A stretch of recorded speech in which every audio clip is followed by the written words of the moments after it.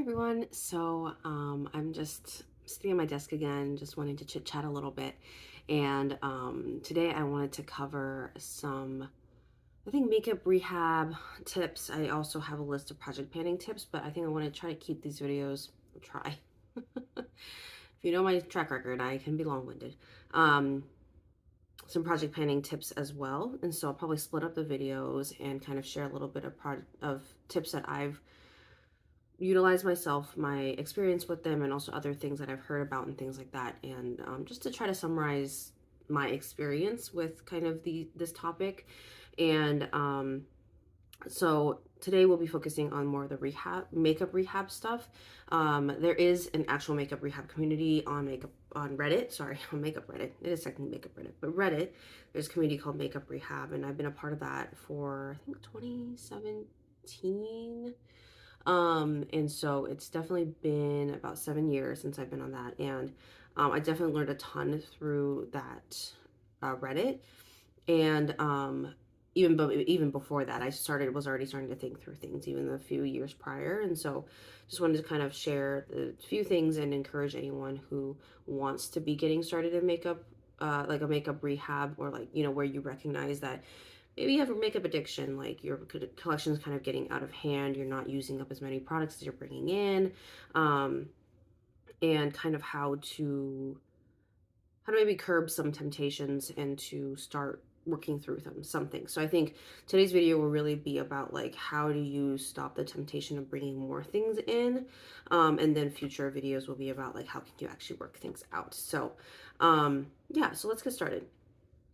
First, I think um, it's really important to recognize the environment that you're in, right? Like what kind of environment are you setting up for yourself to allow yourself to be, I think, to be tempted and have those marketing schemes work on you. I think there's a lot of things that are at play here. There's marketing teams and they're really good at what they do. It's marketing is a science. So know that they are trying to trick your brain and trying to play to your emotions and trying to manipulate you in many ways. I don't want to say that too negatively because I know that there are pros and cons to what they do. But I think ultimately the power is in your hands with what you want to purchase and how you could be influenced. Right? It's like your money, your time, your resources. You should have control of that, like take control of that. But I think oftentimes marketing and there's other ways that will kind of shift you a little bit and tell you otherwise, like the FOMO and the hype and trending and all this stuff, right? And it's honestly, to me, it's kind of blown out of control, and I think there's been a lot of comments around that now. Is things start to feel fake, things start to feel forced, and so I think you need to really be using discernment to look past all that. But I think some really practical tips to really start lowering the amount of input that you get from these companies and from these, influencers and things like that is first unsubscribe. Unsubscribe from anything possible. Anything that you can unsubscribe from, like do that, right? I think the premise here is to just be surrounding yourself with stuff that you actually want to hear. If you don't want to hear about sales, then don't allow those emails to come through. If you don't want to hear about the latest products and trends, then unsubscribe from those beauty influencers.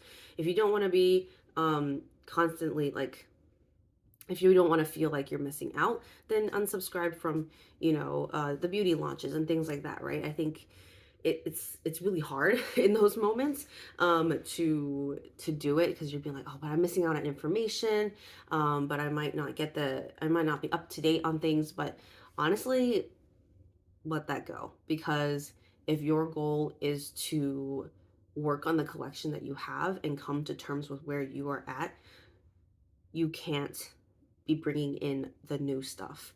And the new stuff is honestly not that different from your stuff. And I think there's something to say about like you have to be confident in some of the decisions that you made in the past for yourself. That the past you was like, I want that. You made some sort of informed decision, right? Because you gave money for it, or most likely you gave money for it, whether it be a discount or not, but you were like, oh, I heard about that and I want to try it, or like my friend really liked it, so I want to try that. I heard this hyped up on what XYZ. So I think there's some sort of informed decision that's always made in your products, and I think that your products deserve some time.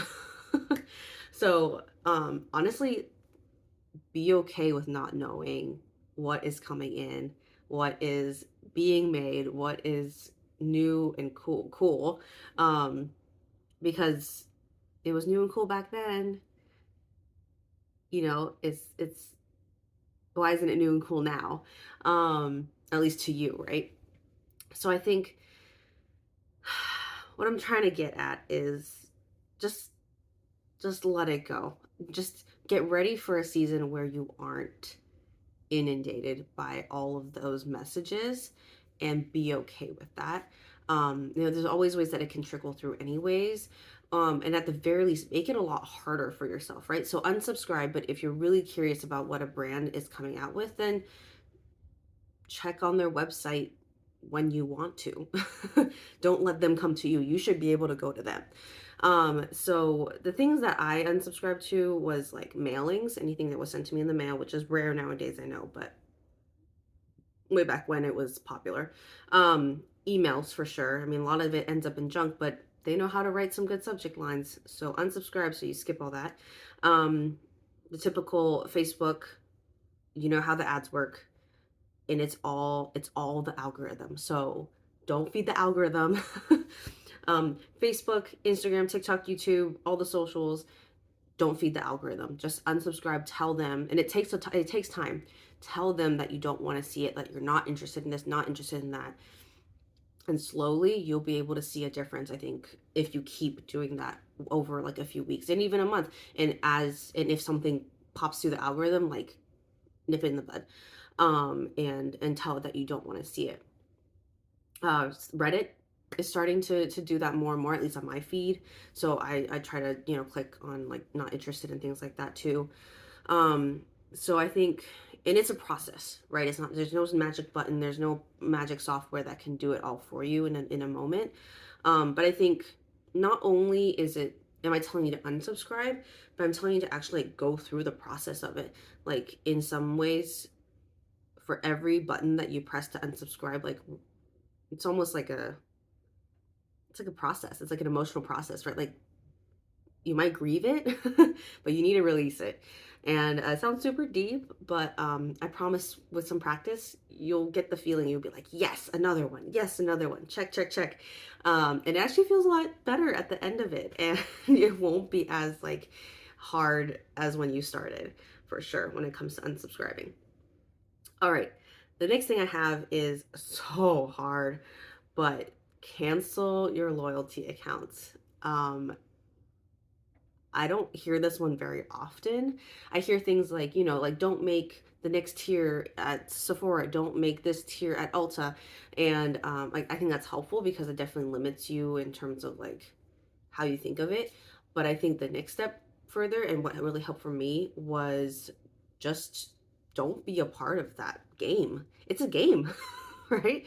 Like these loyalty accounts are a game and they make it like a game, right? You get points, you get double points, you get quadruple points of, 5 times points. Reach this tier, reach the number of points, and then you get this freebie. And, I think a lot of you know the game that I'm talking about, and they do it really, really well. And they get your money that way. And so to not play the game is you don't be a player. And so for me, it was canceling my accounts at Sephora and Ulta Mac. And it's only been over time, once I have a healthier relationship with my makeup and with the decisions I'm making, that I actually did go back. And now I am a loyalty member of some of those places. I choose not to for certain places, and I'm very, very picky with what I where I do end up being like a loyalty member now, and not just to sign up because it's free, because you will be inundated by those points. You will feel like you want to get a number of loyalty points that you want to be spending so that you can get something out of your loyalty membership. So don't let those fool you. Free shipping as well, even if those are perks with like a loyalty account or just in general. they tell you, get to this amount, $50, $35, $25, whatever, to get free shipping. Like that's also a gimmick too. And yes, you are saving a little bit by having free shipping.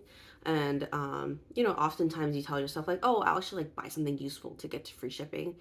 But then those boxes of things that are useful start piling up, right? The number of Q-tips that are probably in my closet are huge. Like facial pads and other skincare, right? That seems simple, moisturizers, so on and so forth. Like they add up, and oftentimes I end up choosing items for that are kind of like a wash. Like I don't really love them, I don't really hate them, but I could do without them because I wasn't there to purchase it in the first place. And so I would say, sometimes I do pay for shipping. It's a little bit more, but I think it's part of like not punishment, but it's part of realizing that if you're gonna buy online and you want it shipped to you, then that you need to pay for that whole process, right? You pay for the item you want, you pay for the shipping that's required for it, and you own it, right? You own all of it, literally, because you gave money for it. And then let me see. Also, the last thing was the tiers of loyalty accounts. I think those, the tier memberships came out. I don't even know how many years ago, but I don't think it was like. It would feel like it was more recent that they really became. They would start pushing it a lot more. I think definitely within like last 5 to 6 years. And so, and I feel like it is really tempting to be like, yes, I am Rouge, or I am, you know, whatever the loyalty tiers are called nowadays, because I don't really engage in that. But like there's, even though it might be nice to hit a tier, or it might be nice to get whatever perks there are, um at the end of the day, they're usually not worth it in the bigger picture. One, you have to spend an X amount to get there, and two, it's like it's for the company, right? It's for the company, and they are the ones that get their money. And you can't really, those the tier level doesn't really mean anything in the real world. um but they hype it up like it means everything. And so I think, again, like similar to marketing, like you need to discern and know what they're saying and what it means to you, and if it should mean anything to you. And most of the time it doesn't mean anything. It just means you get more products that you might not use up quickly enough. um and I think the big question that often helped me as I was like purchasing things and trying to figure out like what to spend on sites and stuff is really like, this is my money, and do they really deserve it, right? Like I think for a lot of us it is hard earned money one way or the other. um it's gifted money, whatever. And I think that all of that should be used wisely. And I mean, wait, makeup is it's not a necessity by any means, but it's something that I think brings a lot of us joy, and I want to recognize that. um but I think that you can only, if there's, that's like the addiction part of it, is if you keep on buying stuff and that purchasing spark is what you need to find joy, then you might need to take a step back a little bit.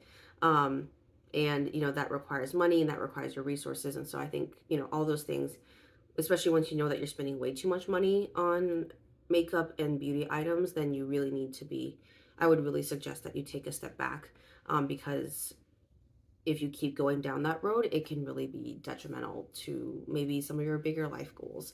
um and yeah, I think that I've heard stories of where people have found themselves in really, really difficult positions because they weren't able to take hold of kind of like the financial part of all this.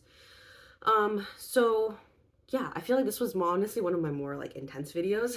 I think because I'm so passionate about it, and that's kind of the perspective and the um what am I trying to say? Kind of the way that I had to coach myself through this was really intense, and had to be really direct and not beat around the bush. And um, just because something is nice in my life and something that I like in my life doesn't mean that I can just go off and, be a and do whatever I want. I think I still have to pull in the reins and draw my boundaries and draw my lines so that I can actually enjoy the things that I bring into my collection. And really, when I do get the opportunity to be purchasing things, that I know my boundaries and I know the things that really help me. Um, I think for me personally, which doesn't always work for a lot of people, and something I don't practice as much now as I did when I was first doing makeup rehab, was I ended up not only unsubscribing from everything, but I actually also stopped purchasing things online completely. um I feel like there's tons and tons of benefits of buying things in store. I can make honestly a whole video about it if I wanted to, and I might depending on how much I have to say. But there's something about purchasing in store that is much, much more fulfilling than purchasing online. I could list out a ton of benefits. I think a few would be: one, you get the product right away. You see the product, you get to hold it in your hand, you get to swatch it if you're in one of the stores that let you do it. You get to see what it's like for you, and not on someone else's hand, not on someone else's face, not on someone else's, with their lighting on their video and all that stuff. You get to swatch it right there. You get to look at it, get to hold it. I think there's just so many perks to like actually touching a product. And then not only that, but if you truly want it and you purchase it, it's with you right away. There's no waiting for it to ship. There's no trying to get free shipping. Um there's no you don't have to like, just it's just direct. It's in your hands. You don't have to fight with the mail if it gets lost. I feel like there's just so many great things that just come from it having it directly. You don't waste shipping and packaging. You don't have to pay, right? You don't have to pay for shipping if that's the case. And you don't have to bother the shipping services. So I feel like that alone is already a huge perk for me. I know that there's limited options and things like that, and a lot of companies aren't in stores too, that we want to support, like small businesses and things like that. um but I think if you're looking for a product that is pretty mainstream and you're in a position where you could buy it in a store near you and you could touch it and swatch it and things like that, like I would highly, highly recommend it. And for a season, I limited myself to only purchasing in store when I really needed it. In addition to that, if you need to get to a store, it takes time. You have to make time for it. You have to somehow get yourself there. I was without a car at the time, so that made it a little bit harder. And it just took some motivation to get there and some planning to get there. Did it work in my schedule for that day, and so on and so forth.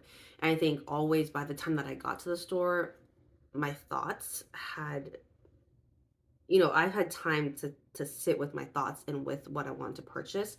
And so that in itself helped me to really hone in on what my goals were for that visit to the store, and not to just like be there to browse, right?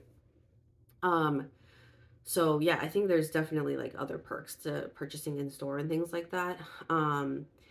But that really helped me. And I don't know if it could help anyone else out there.